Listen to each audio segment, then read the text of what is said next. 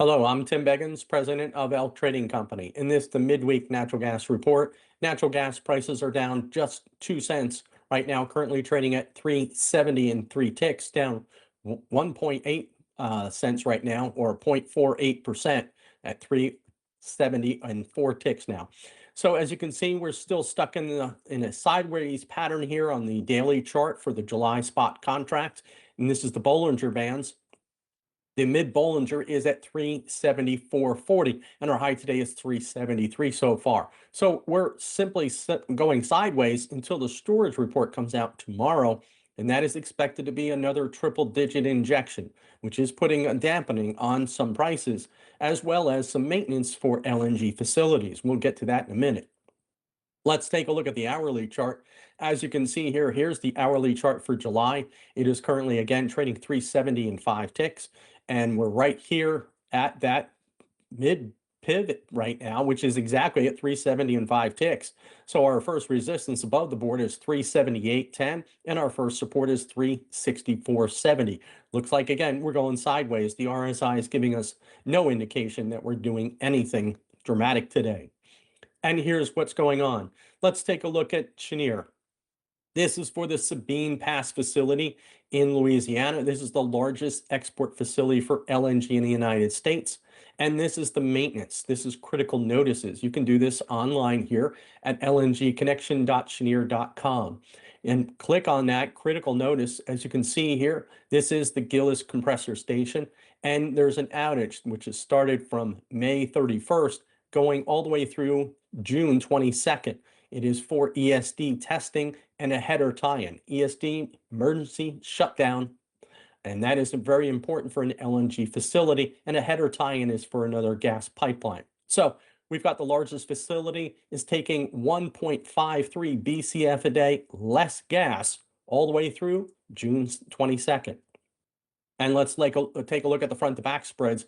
As a result of the weakness in the front to back and in the front, the July contract, the front to back spreads are starting to push out a little bit today.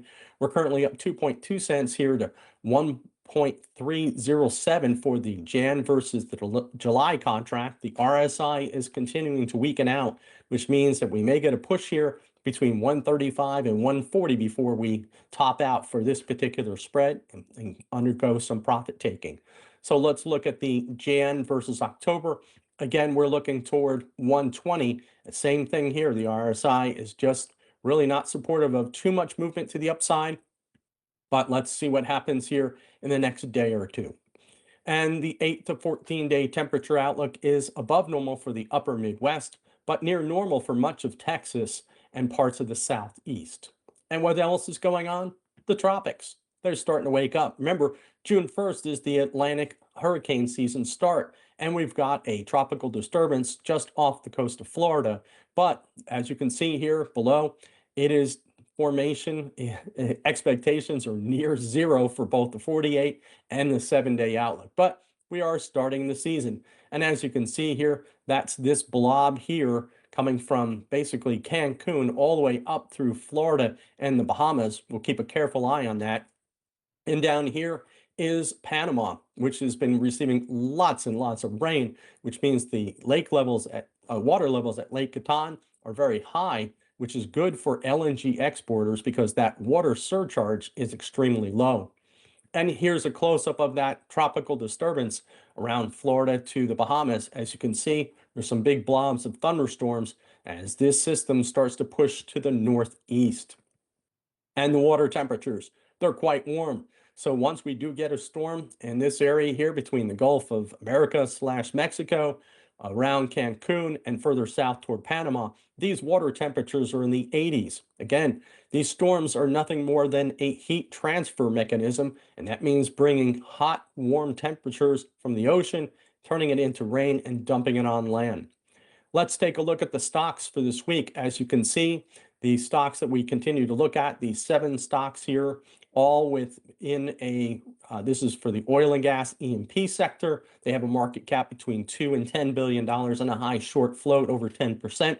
These stocks are doing fairly well if they've got crude oil exposure because natural gas is down a little bit. Both CNX and Comstock are down a little bit on the day.